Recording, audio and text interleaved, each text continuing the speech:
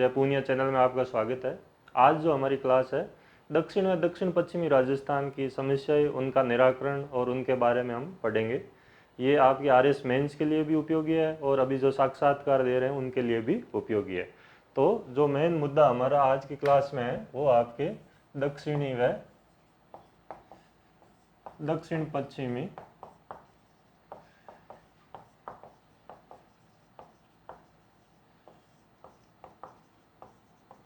राजस्थान के बारे में हम बात करेंगे कि कौन कौन सी समस्याएं हैं, कौन से मेन यहाँ पे मुद्दे हैं आपके।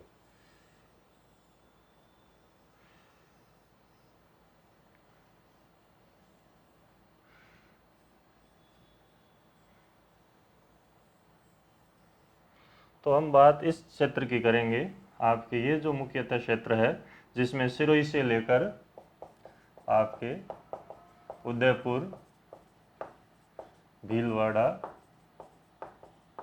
राजसमंद, बांसवाड़ा, डूंगरपुर, प्रतापगढ़, इन मुख्यतः जिलों के बारे में हमारा जो मेन फोकस है वो आपके यहाँ ये होगा। तो इन जिलों में, इन क्षेत्रों में मुख्यतः कौन कौन सी हम समस्याएं देखते हैं। सबसे पहले हम बात करते हैं इनकी भी, जैसे हमने पश्चिमी राजस्थान में पढ़ा था, जैसे यहाँ पर भौगोलिक समस्याएं।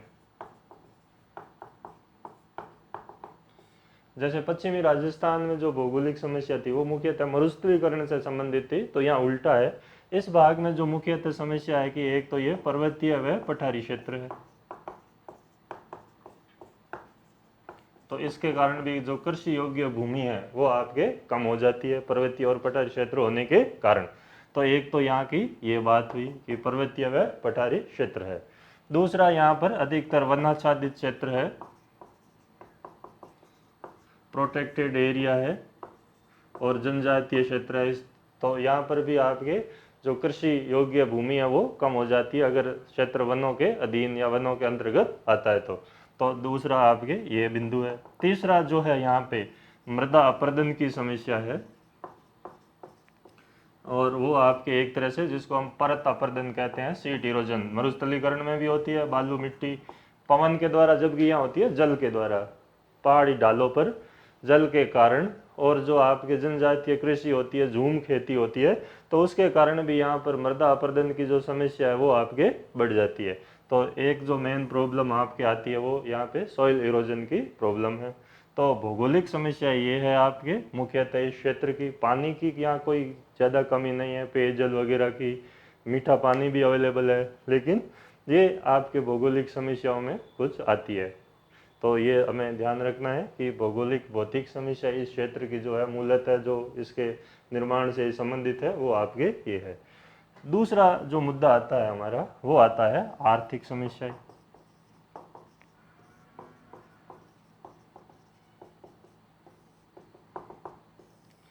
इस क्षेत्र में उद्योग भी मिलेंगे आपको, जिंक है, सीमेंट उद्योग है, जिंक स्मेल्टर है आपके, भीलवाड़ा वस्त्र उद्योग के लिए है, इधर मार्बल इंडस्ट्री है राजसमंद में। लेकिन इसके बावजूद यहाँ पर कुछ समस्याएं हैं। जैसे जो जनजातीय क्षेत्र है तो वहाँ पे उनके परंपरागत अधिकार है, जल, जंगल और जमीन, तो इन पर अतिक्रमण हो रहा है। तो एक ये मेन समस्या के तौर पर यहाँ उभर कर सामने आती है आपके इकोनॉमिक प्रॉब्लम में। फिर इस क्षेत्र क्योंकि जनजातीय बहुल क्षेत्र है तो यहाँ पर भी बेरोजगारी है, मुख्य धारा में शामिल नहीं होना है, रोजगार का अभाव है, तो ये भी आपके एक समस्याओं में अंतर्गत आती है। पर कैपिटा इनकम इस क्षेत्र में भी आदिवासी बहुल इलाका होने के कारण आपके कम है। तो बेरोजगारी और रोजगार आपके आर्थिक जो जिसको हम कहते हैं कि प्रति व्यक्ति आय, तो वो इस क्षेत्र में कम है। तो ये भी एक बड़ी समस्या के तौर पर है। हाँ, कहीं पर उद्योग है तो वहाँ पर भी उनकी स्थिति, जैसे काम करते हैं तो कामगार श्रमिकों जैसी स्थिति है, तो ज़्यादा रोजगार के अवसर इस क्षेत्र में भी अभी इतने नहीं है। पर्टिकुलर प्रतापगढ़, बांसवाड़ा, डूंगरपुर, उन क्षेत्रों में आप जाओगे तो और जो हालत है वो ख़राब है। हालांकि राजसमंद, भीलवाड़ा में वहाँ थोड़ी स्थिति ठीक है, उदयपुर में ठीक है, लेकिन बाकी क्षेत्रों में कमज़ोर है। तो समस्याओं में आपके इकोनॉमिक प्रॉब्लम्स में ये समस्या आती है आपके। फिर यहाँ पे आती है सामाजिक समस्या। तो पहाड़ी इलाके, जनजाति इलाकों में यहाँ पर भी साक्षरता दर कम है। हालांकि कहीं पर जो आपके लिंगानुपात है वो ज़्यादा है उल्टा पुरुषों के मुकाबले, लेकिन कुछ ऐसी जो सोशल प्रॉब्लम्स है जो जनजातीय क्षेत्र होने के कारण है वो आपके इन क्षेत्रों में अभी उनके ट्रेडिशन जो पुराने हैं, परंपराएं वही चलती है आपके, और इस वजह से कभी लॉ एंड ऑर्डर की प्रॉब्लम भी यहाँ होती है। तो सोशल प्रॉब्लम्स में हम ये चीज़ें देखते हैं आपके। फिर नात्रा प्रथा और इस तरह की और भी समस्याएं आपके हम देखते हैं। चौथा जो है वो यहाँ पे फिर कुछ अलग तरह की समस्या आपकी इस भाग में आती है, जैसे एक आती है कम्युनल प्रॉब्लम आपके।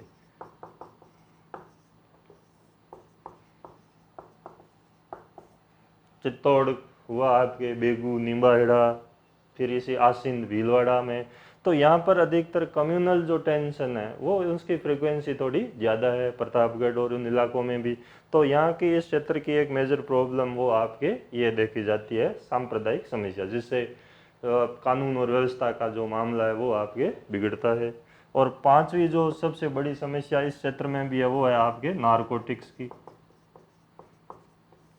क्योंकि चित्तौड़ और ये जो क्षेत्र है प्रतापगढ़ और आपके यहाँ पे अफीम की खेती होती है, और जो अफीम की खेती होती है तो उसमें किसान भी कुछ ऐसी चीज़ कर लेते हैं इलीगल, जिसकी वजह से उन्हें जेल जाना पड़ता है एनडीपीएस एक्ट के तहत, या फिर ट्रैफिकिंग होती है, तो उस वजह से भी ये समस्या आती है। जो मारवाड़ क्षेत्र की भी एक समस्या नशा है, तो उस नशे की सप्लाई जो है वो इन क्षेत्रों से होती है। तो एक बड़ी समस्या के तौर पर है यहाँ पे नारकोटिक और ड्रग ट्रैफिकिंग। और इवन स्मैक और अफीम से भी ऊपर डोडा पोस्त और स्मैक तक की जो चीज़ें हैं वो आपके तस्करी इन्हीं क्षेत्रों से होती है, प्रतापगढ़, चित्तौड़गढ़ और इन क्षेत्रों से। तो ये एक मेजर प्रॉब्लम है जो नारकोटिक्स है। तो यानी कि पश्चिमी राजस्थान में हमने ये दो समस्याएं कम देखी थी, यहाँ सबसे ज़्यादा है ये समस्या। और पश्चिमी राजस्थान में इसकी आपूर्ति होती है, वहाँ पे सप्लाई होती है और यहाँ से वो चीज़ें भेजी जाती है, सोर्स है आपके। तो ये स्रोत क्षेत्र जो है वो आपके ये है। तो इस तरह से हम इन समस्याओं को देखते हैं कि इस क्षेत्र की जो मुख्य जो समस्याएं हैं दक्षिण में, दक्षिण पश्चिमी राजस्थान की कुछ पर्टिकुलर क्षेत्रों में ये समस्याएं हैं, ये ओवरऑल सभी क्षेत्रों में देख सकते हैं हम, और ये भी लगभग पूरे क्षेत्र में देखी जा सकती है। पथरीला है आपके भाग है तो कृषि योग्य भूमि यहाँ पे थोड़ी कम हो जाती है। तो इन सब कारणों के कारण हम इस तरह से इस पूरे इलाके को देख सकते हैं। कहीं पर पॉल्यूशन जैसे भीलवाड़ा में है तो आपके वस्त्र मिलों के कारण प्रदूषण की भी समस्या है नदियों में, तो वो एक प्रॉब्लम है इस क्षेत्र में। तो इस तरह से इन चीज़ों को यहाँ पर देखा जा सकता है। फिर हमारे यहाँ संभावनाएं क्या इस क्षेत्र में और कौन से विकास के आधार है, कौन सी योजनाएं चल रही है, तो हम अगली बात जो है वो आपके ये करते हैं कि इस क्षेत्र में कौन कौन सी संभावनाएं हैं और इनका निदान क्या है, और कौन से क्षेत्र जो है वो विकसित हुए हैं जिससे यहाँ रोजगार के अवसर मिले हैं। तो हम सबसे पहले इस क्षेत्र में उद्योगों की बात देखें तो इंडस्ट्री में आप देखोगे कि यहाँ पे चित्तौड़ वगैरह में सीमेंट कारखाने हैं, तो एक तो सीमेंट उद्योग है, तो ये रोजगार के अवसर प्रदान करता है इस क्षेत्र में। और भी संभावना है इस क्षेत्र में और विकास, इसको और एक्सप्लॉइट किया जा सकता है इस इंडस्ट्री को। दूसरा जो है आपके जिंक स्मेल्टर, तो जिंक चंदेरिया वगैरह भीलवाड़ा में और उदयपुर में, देबारी वगैरह में आपके ये जो आपका एरिया है वो डेवलप हुआ, ये इंडस्ट्री डेवलप हुई आपके। फिर आपके है वस्त्र उद्योग जो हम भीलवाड़ा वाले क्षेत्र में देखते हैं, वस्त्रों की नगरी राजस्थान का मैनचेस्टर, तो वो इंडस्ट्री आपके। और इस इंडस्ट्री का भी और सुनियोजित तरीके से और विकसित करने की आवश्यकता है। तो यहाँ पर भी इसमें भी आपको ज़्यादा एक्सपर्ट, क्योंकि मांग बहुत ज़्यादा है वस्त्र उद्योग की, अपना आसपास पूरा राजस्थान क्षेत्र, तो यहाँ पे सप्लाई बढ़ाई जा सकती है और मांग जो है उसको पूरा किया जा सकता है। तो इस इंडस्ट्री का भी भविष्य अच्छा है। फिर आपके एक इंडस्ट्री आती है जो इस क्षेत्र में सबसे समृद्ध क्षेत्र है, क्योंकि हमारी सांस्कृतिक विरासत, ऐतिहासिक विरासत वाला भाग है उदयपुर, चित्तौड़गढ़। तो यहाँ पे पर्यटन जो है वो एक टूरिज्म जो है डेवलप्ड है पहले से भी, और इसको बढ़ाया जा सकता है। ऐतिहासिक, सांस्कृतिक और धार्मिक स्थल गलियाकोट से लेकर ऋषभदेव, तो यहाँ पे पर्यटन की अपार संभावना है। रणकपुर वगैरह तीर्थ स्थल है, तो पर्यटन का जो क्षेत्र है उसकी संभावना जैसे पश्चिमी राजस्थान उससे भी लगता है कि ज़्यादा जो संभावना है वो इस क्षेत्र में मौजूद है। तो यहाँ पे सभी तरह का पर्यटन देख सकते हैं हम। इको टूरिज्म देख सकते हैं, क्योंकि कई अभ्यारण्य हैं, वन क्षेत्र है, तो यहाँ पर उसके भी अपार संभावनाएं हैं और डेवलप भी हुआ है। तो आपके ये चीज़ें टूरिज्म के क्षेत्र में हम देख सकते हैं। तो पर्यटन उद्योग जो है वो आपके बहुत ज़्यादा संभावनाएं लिए हुए हैं आपके। फिर राजसमंद में जो मार्बल इंडस्ट्री है इस क्षेत्र में, संगमरमर, तो वो भी है आपके, भैंसलाना है आपके। तो ये सब क्षेत्र है जो इस स्टोन के लिए आपके प्रसिद्ध है। तो स्टोन इंडस्ट्री भी इस क्षेत्र में मजबूत है। फिर आपके इस क्षेत्र में एक और जो इंडस्ट्री है जिसको हम देखते हैं वो आपके आती है लघु उद्योग और पर्टिकुलर क्राफ्ट जो है, जैसे मोलेला की कला है आपके, आकोला की कला है। तो वो जो चीज़ें हैं वो आपके इस क्षेत्र में भी मौजूद है। तो इस तरह से जो क्राफ्ट्स इंडस्ट्री है वो यहाँ पर देखी जा सकती है। तो इंडस्ट्री के मामले में हम ये देख सकते हैं कि ये जो क्षेत्र है मुख्यतः इस जगह पे विकसित हुए हैं और इनमें और ज़्यादा विकास की संभावनाएं मौजूद है, इनको और एक्सप्लॉइट करने की ज़रूरत है। दूसरा जो इंडस्ट्री आपके जैसे पश्चिमी राजस्थान में पशुपालन था, दुग्ध उत्पाद था, तो यहाँ पे वन उत्पाद जो है उस पर आधारित इंडस्ट्री जो है वो बहुत ज़्यादा मजबूत हो सकती है। आपके वन उत्पादों में आप देख सकते हैं एक तो सागवान जो है उसकी खेती यहाँ इस क्षेत्र में होती भी है और महंगी लकड़ियों में से एक होती है, तो ये एक इनकम का सोर्स है आपके। बांस उद्योग है, बांस पर आधारित जितने भी उद्योग है आपके, कागज़ वगैरह, बांस जिसमें सप्लाई होता है, क्राफ्ट्स वगैरह, वो आपके। फिर आपके बीड़ी उद्योग है, तेंदू पत्ता वगैरह है यहाँ पे। तो इस तरह की जो इंडस्ट्रियाँ है आपके वो हम देख सकते हैं कि वन उत्पाद आधारित जो उद्योग है वो आपके यहाँ पे डेवलप हुए हैं।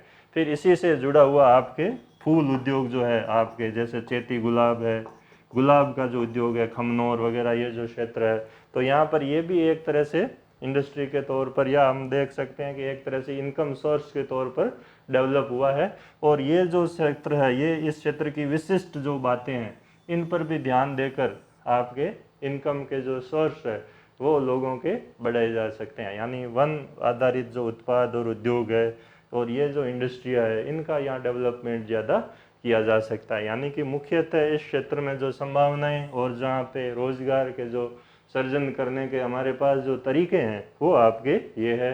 फिर एग्रीकल्चर, फूड प्रोसेसिंग जो इंडस्ट्री है, वो मसाले वगैरह इस क्षेत्र में भी होते हैं, तो वो भी खेती है एक तरह से। तो खाद्य प्रसंस्करण उद्योग भी इस क्षेत्र में मौजूद है।